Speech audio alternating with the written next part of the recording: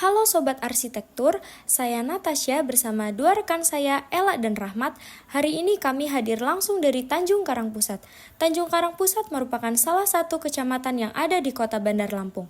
Kecamatan ini memiliki peran strategis sebagai pusat pemerintahan, perdagangan, pendidikan, dan layanan publik. Letaknya yang berada di tengah kota menjadikan Tanjung Karang Pusat sebagai simpul utama aktivitas masyarakat. Secara historis, kawasan Tanjung Karang Pusat sudah berkembang sejak masa kolonial Belanda. Dulu, wilayah ini menjadi jalur penting dalam perdagangan hasil bumi dan pelabuhan kecil di pesisir Teluk Lampung. Pada saat itu pula, pembangunan jalur kereta api yang menghubungkan Tanjung Karang dengan daerah-daerah lain di Sumatera mempercepat pertumbuhan ekonomi dan populasi di kawasan ini. Dalam laporan kali ini, saya bersama rekan-rekan akan mengulas 5 elemen citra kota menurut Kevin Leach yang dapat kita amati langsung di kawasan ini, yaitu Path, Age, District, Node, dan Landmark. Berikut mari kita simak videonya. Jalan Raden Intan di Bandar Lampung tidak hanya berfungsi sebagai jalur utama kota, tetapi juga menyimpan nilai sejarah yang sangat penting.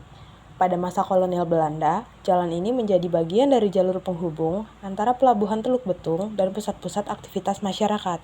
Setelah Indonesia merdeka, jalan ini diberi nama Raden Intan untuk menghormati pahlawan nasional asal Lampung yang berjasa dalam memperjuangkan kemerdekaan. Hingga saat ini, Jalan Raden Intan terus berkembang menjadi pusat ekonomi, pendidikan, dan sosial, menjadi bagian penting dalam pertumbuhan kota Bandar Lampung.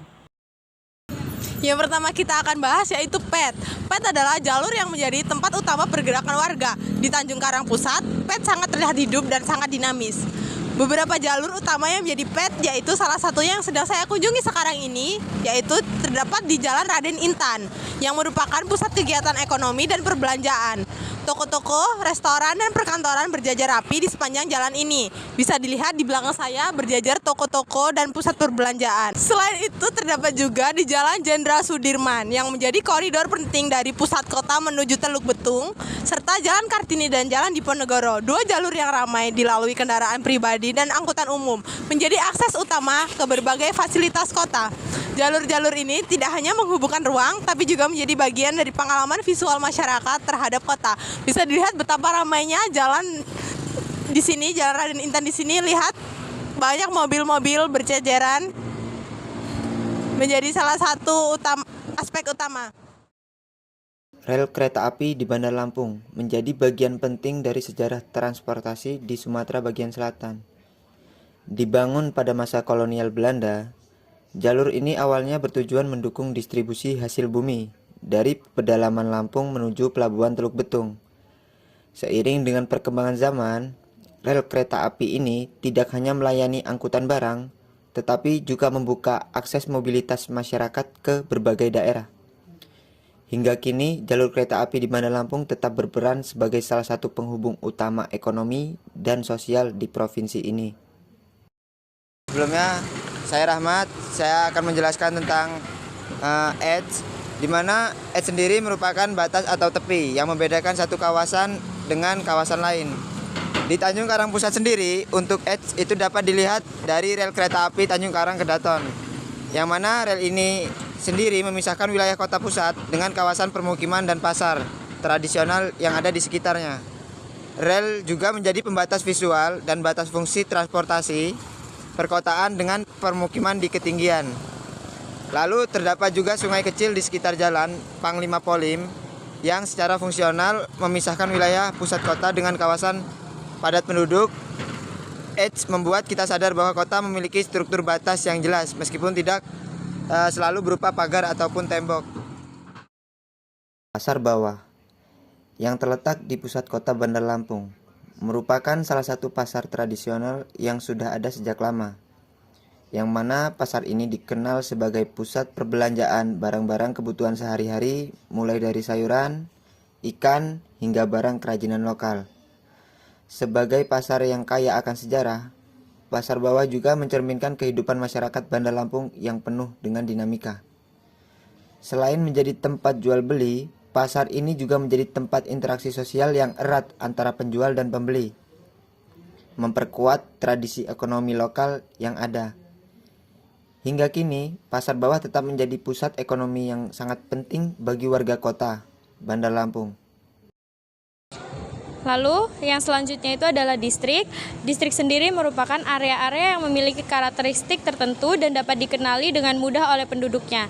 Di Kecamatan Tanjung Karang Pusat sendiri, salah satu distrik yang sangat terkenal adalah Pasar Bawah Tengah yang saat ini sedang kami kunjungi. Bisa dilihat untuk sekeliling pasar bawah ini. Untuk pasar bawah ini merupakan kawasan yang dikenal dengan aktivitas perdagangan yang sangat padat, serta memiliki banyak pasar tradisional. Selain itu juga terdapat di kawasan Raden Intan, Tugu Adipura, yang menjadi distrik komersial dan sangat aktif hampir sepanjang hari. Lalu ada kawasan pemerintahan dan keuangan di sekitar kantor wali kota, Bank Indonesia, dan kantor pos lama, serta kawasan pendidikan dan pemukiman di Jalan Dr. Susilo dan Jalan Pagar Alam. Setiap distrik ini punya identitas yang kuat sehingga mudah dikenali dan diingat oleh masyarakat. Stasiun Tanjung Karang yang terletak di pusat kota Bandar Lampung adalah pintu gerbang utama transportasi kereta api di Provinsi Lampung. Dibuka sejak era kolonial Belanda, stasiun ini menjadi saksi sejarah perkembangan kota dan jalur perdagangan di Sumatera bagian selatan. Kini, Stasiun Tanjung Karang melayani perjalanan penumpang ke berbagai daerah, menjadi penghubung penting antara Lampung dan Sumatera Selatan. Dengan suasana yang terus berbenah, stasiun ini tetap menjaga warisan masa lalu sambil melangkah menuju masa depan. Oke, jadi di sini yang keempat saya ingin menjelaskan tentang node. Jadi node adalah titik-titik penting di kota yang berfungsi sebagai tempat pertemuan atau titik navigasi. Di Tanjung Karang Pusat sendiri, node yang kita sering jumpai dan kita datengin sekarang ini adalah Stasiun Tanjung Karang Pusat. Bisa dilihat di belakang saya seperti ini. Lalu tidak hanya menjadi simpul transportasi tapi juga titik orientasi kota. Jadi sekarang Tanjung Karang Pusat ini berada di tengah kota. Selain itu ada juga Tugu Adipura atau yang biasa disebut sebagai Bundaran Gajah. Merupakan node visual dan fungsional yang menjadi tempat bertemunya beberapa jalan utama dan juga simbol kota. Ada juga Karang Indah Mall yang ramai oleh aktivitas belanja dan pertemuan sosial. Node menjadi titik konsentrasi kegiatan dan menjadi pusat perhatian oleh warga sekitar. Grand Mercure Lampung merupakan salah satu landmark yang terdapat di Kecamatan Tanjung Karang Pusat. Hotel bintang 5 pertama di Provinsi Lampung ini resmi dibuka pada 18 November 2023. Terletak di Jalan Raden Intan, Bandar Lampung. Hotel ini berdiri megah di atas Grand Mall Lampung, menjadikannya gedung tertinggi di Pulau Sumatera.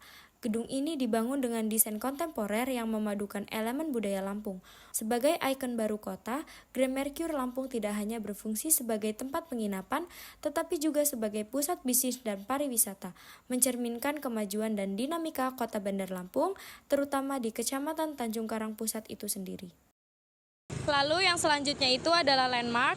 Landmark sendiri merupakan objek atau struktur yang mudah dikenali dan dapat membantu orientasi di kota. Di Kecamatan Tanjung Karang Pusat terdapat Grand Mercure Lampung yang merupakan salah satu landmark yang mudah dikenali. Seperti kita lihat yang ada di belakang, dengan arsitektur yang khas, hotel ini menjadi tempat yang sangat dikenal oleh masyarakat sekitar dan juga pengunjung dari luar kota. Karena termasuk bangunan tertinggi, bukan lagi sebentar Lampung, tetapi se-Sumatera. Selain itu juga ada beberapa landmark yang terdapat di Kecamatan Tanjung Karang Pusat, yaitu Taman Kota Bandar Lampung, yang digunakan sebagai tempat untuk berolahraga, piknik, atau sekedar bersantai.